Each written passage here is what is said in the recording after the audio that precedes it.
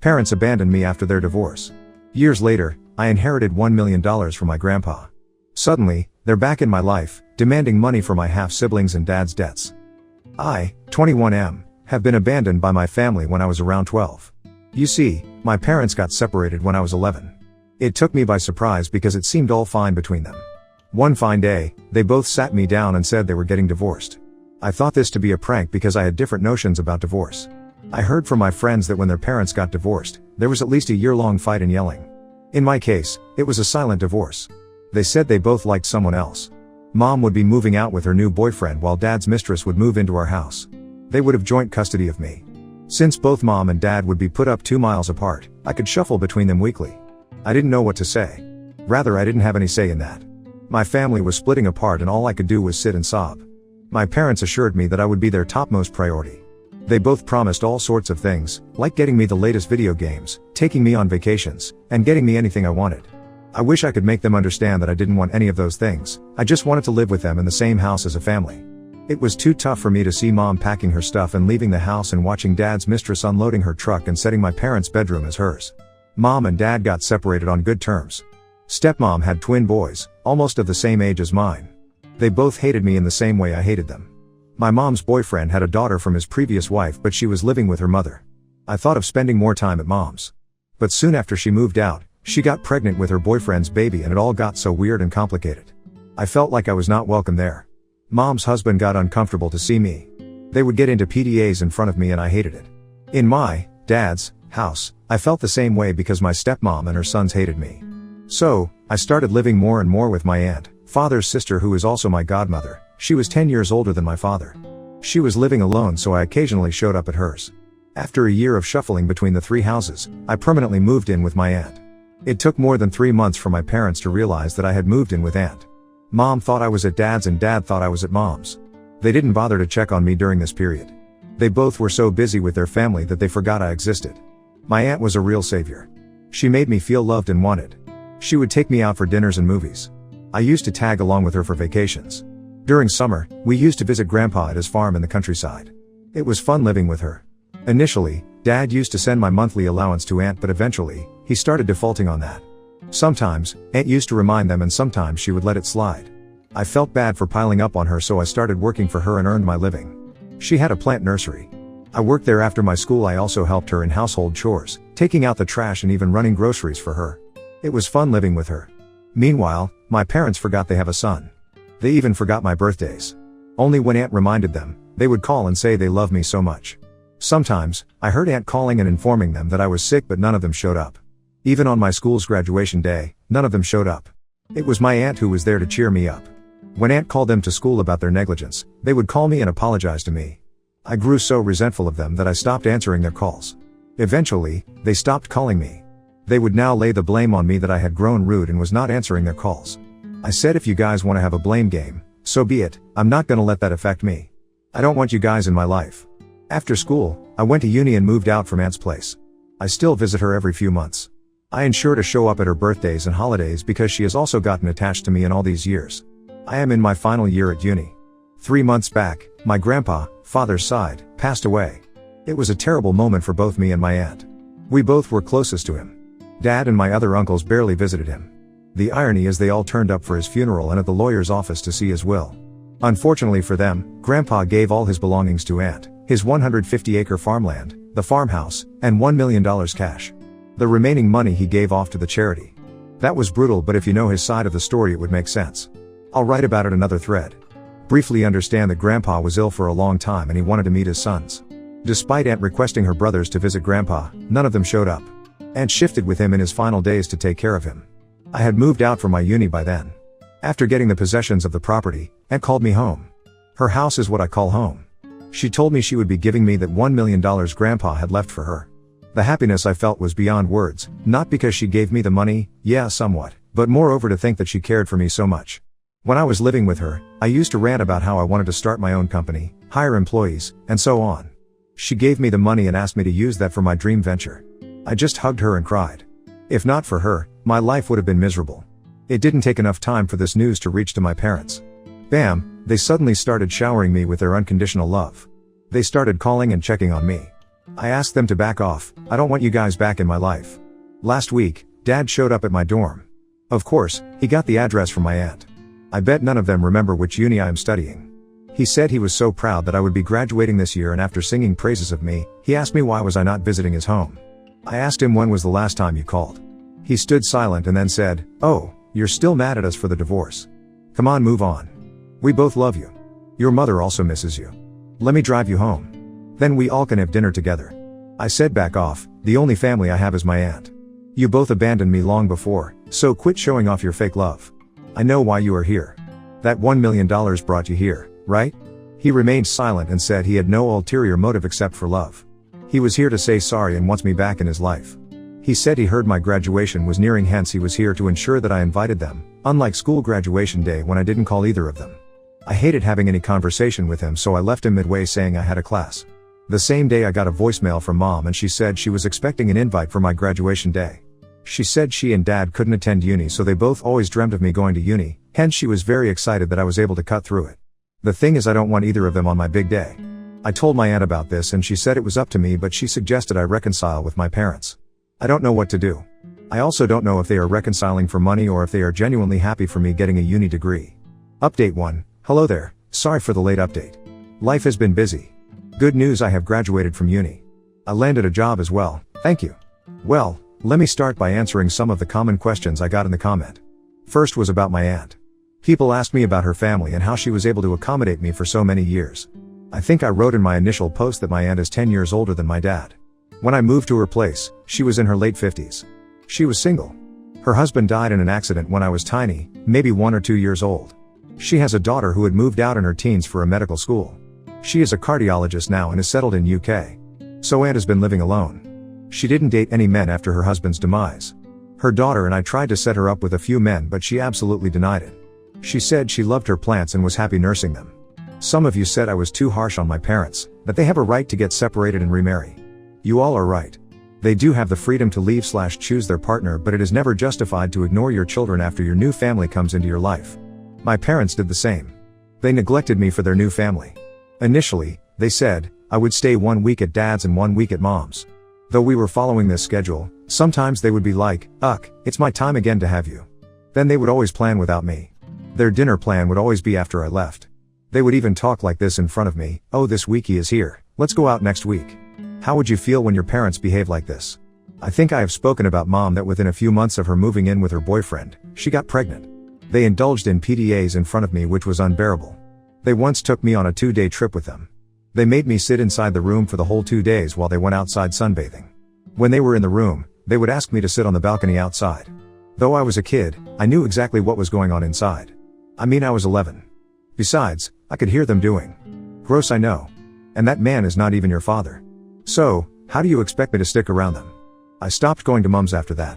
Dad was still better than Mom. Sometimes, he tried to include me in the plans, but his stepsons would throw tantrums at him. Then he would say, "Okay, skip this one. Maybe next week, father and son could go fishing." That next week would never come because next week I would be at Mom's. Soon I realized that my parents had some sort of agreement that whenever they had to get rid of me, they would say, "Let's do it next week," and then next week I would be the other one's responsibility. Once he was able to tag me along in their family vacation, and it was so horrible. First day, we all went out. His wife and her sons kept him busy and I felt so much neglected. Even for the family pictures, they would ask me to take theirs. I was in none of the pictures with them. There were just 4 pictures of me. In 3 of them, I was alone, and in 1 it was with Dad. I guess now I've given enough context to people who have been here telling me that I was harsh on my parents. Anyways, talking about the current situation, like I said, my parents wanted me back in their life. They said it was because they wanted to be a part of my graduation day and it was a proud moment for them. I said, I don't want you guys on my big day. Where were you guys during my high school graduation? Busy in your new family, that's right. When they persisted further, I said okay, but I didn't invite them. I thought they would again reach out to me as the graduation day approached. I even got extra hall tickets for them in case they show up uninvited, but they didn't. They forgot about it. And attended the convocation. I strictly asked her not to reveal the dates to my parents. It is almost a month now since my graduation day, but none of them called me to check for the dates. So my graduation was just an excuse for them to have me back in their life. Update 2, here's a new update. Almost 2.5 months after my graduation day, Mom called me and said my half-sister had graduated from primary school and now they have put her in a private elementary school. However, they have a shortage of funds and they want me to pitch. I was flabbergasted at her demand. When I asked why, she said she was my sister so I should fund her education. She didn't waste any time in coming to the point. She said, "We know that your aunt has given away her $1 million inheritance money to you." I sighed, "Of course you do."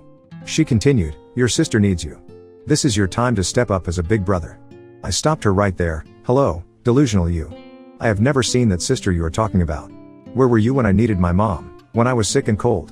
You were nowhere." She started sobbing and said, "What can I say if you are still stuck to the past? I thought you have a huge sum of money. What are you going to do with it? So what's better than your sister getting educated in a private school?" I wanted to say a lot but I didn't. I said I have plans for that money and I cannot spare a penny to anyone else. She hung up the phone after that. She didn't even ask me about the graduation day. I was right. Their rekindled love was only for money. I was still processing it when one day I got a call from a bank. They wanted me to pay for my dad's defaulted mortgage. I asked from where did they get my number. They said Dad gave it to them. Dad had taken a personal loan and he didn't pay the mortgage for a few months. When they came hunting for him, he requested them to contact me because he had run out of money. To be honest, I panicked initially because I had no idea of how this process works. I got shit scared thinking maybe I was legally obligated to pay his debt since I was his son. Thankfully I didn't succumb to the pressure and told them I needed to check with my dad first. Instead of talking to him first, I called up my lawyer friend. He wasn't a lawyer though, he was still in his final year of law school but he knew the felonies quite well. He said no, I was not legally bound. I asked him then how come the bank called me for the money. He said the recovery agent has the leverage to recover the amount from anyone who wants to pay on the loaner's behalf but I can refuse at any time. I didn't call Dad after that. I knew he would plead with me to pay for his mortgage. Knowing it was not on me, I waited for the bank to call me again. They called after a week and asked when I would be giving them the money. Recovery agent has certain assertive tones to scare off people. I was intimidated by it the first time but this time I charged at them. I said, "Who gave you the right to talk to me like this? Did I default on the mortgage? No, right? Then you better watch your tone. And I am not gonna pay a penny. You can contact the person who defaulted and not me." They said sorry and hung up. I didn't need to school them, yet I deliberately did so that they could unleash their anger on the original defaulter, my dad. Couple of hours later, I got a call from Dad's wife. Sorry I can't call her mom or even stepmom. She was yelling at me. She was asking what did I tell the recovery officers that they got so pissed off. They took Dad by his collar and asked him to pay the mortgage, or else they would break his bones.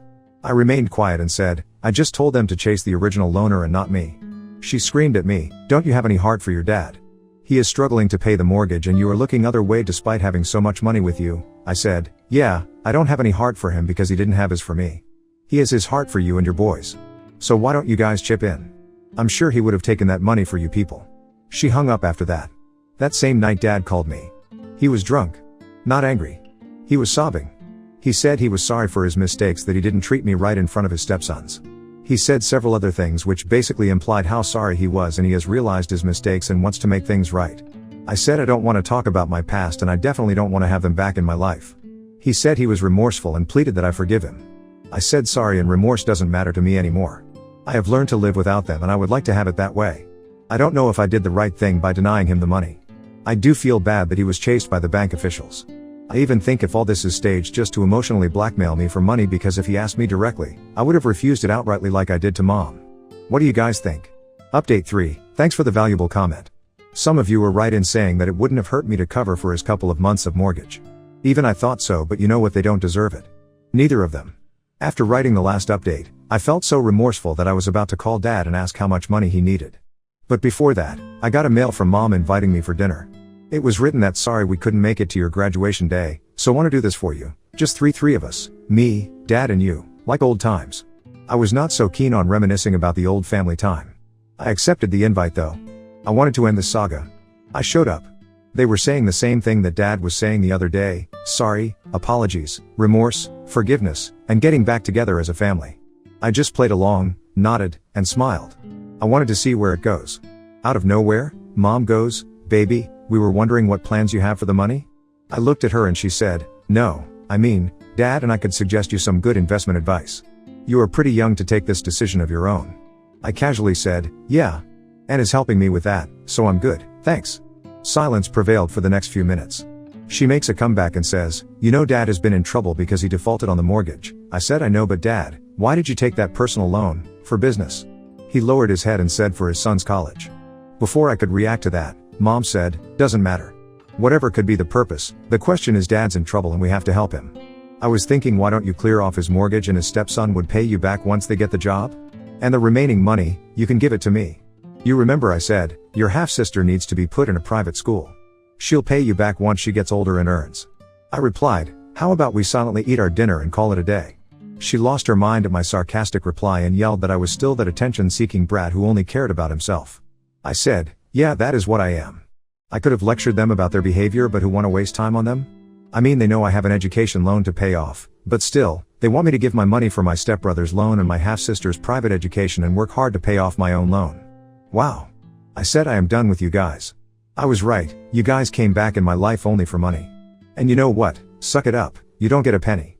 I left the table, leaving my share of the dinner bill on the table. Now on to the next story. Story 2. Wife blindsided me with divorce after 10 years and multiple affairs. Now she wants me back, but I've already moved on with someone new. My wife, 35F, and I, 38M, were married for 10 years, with 2 elementary-aged kids. The first 7 years of the marriage were 10/10 incredible, at least from my point of view. I could not have asked for a better wife and mother. The last 3 years have been much tougher. We went to a bunch of counseling trying to get the marriage back on track but could never really get there. I planned countless dates, read and listened to everything on improving a marriage under the sun. It helped, but there was a gap between us I could never seem to close no matter how hard I tried. In the back half of last year she blindsided me with a divorce. I deeply loved her and was devastated. I tried my best to talk her out of it. She waffled a bit, but ultimately insisted on moving forward. I never got a great answer as to why she filed. I wasn't a perfect husband, to be clear. I had my faults, I could have done better, but I never cheated, was never abusive, and was a great provider. Certainly these last few years I was 100% in on trying to save the marriage. In any case, a little more than a month after she filed she was already seeing a guy. A month after that she had introduced our kids to him. Then later, during the discovery phase of the divorce process, she confessed to having multiple affairs starting at about the 7-year mark. One of them lasted at least a year, though she claimed it amounted to only a handful of actual encounters. I had no clue she was even capable of this. The amount of lying she did to keep all this hidden is truly incredible. The day I found out was the worst day of my life, but at least I finally understood why we had such difficulty connecting those last few years. It wasn't for lack of trying on my part. Fast forward 6 months and nearly $100,000 in lawyer bills later and she decides she wants to try and reconcile. Mind you, she's still dating the same guy, but she tells me she'll dump him to work on things with me. So what caused her change of heart?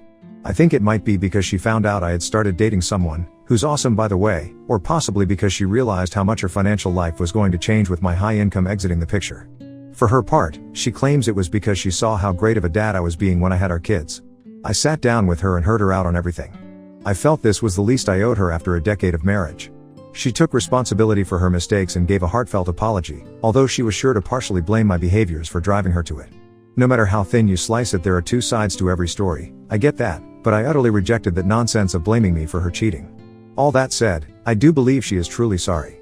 Ultimately though, I told her no, and pressed forward with the divorce, which was final as of a few weeks ago. For her part, she's been relentless trying to get me to give her another chance. Texting almost daily. It's worn heavy on me to see someone I cared so much about filled with so much regret and hurting so badly. I've held firm though, there's just too much damage. I don't think I could ever trust her again.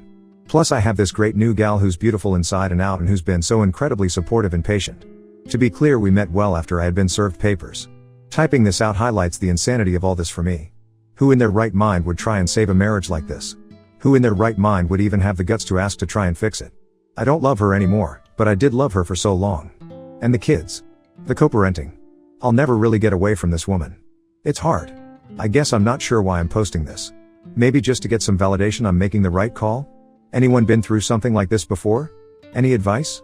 Comments. 33 Say what? 33, she said she will dump him but only after you say yes. What part of you are not plan B is she not getting? I've been tempted to tell the other guy how little she thinks of him, but then I'm afraid she'd double down on trying to get back with me. Plus he's way older than her, so I get a little satisfaction out of the fact it must be pretty gross. That's probably petty on my end. Cute Seaworthiness 366, dude, she is selfish and delusional. Be proud of yourself that you tried the best, have dignity, did right decision and are still civil with her. Salacious_pickle, sir, you have been through 2 of the worst experiences a person can go through. And you have come out of them still alive, upright and whole. Why revisit all that pain and heartache again? You know, if she was capable of doing it once and keeping it so well hidden that she is capable of doing it again. And, she's not wanting to reconcile for your sake. She wants to reconcile for her own selfish reasons. Walk away. Don't look back. Look forward.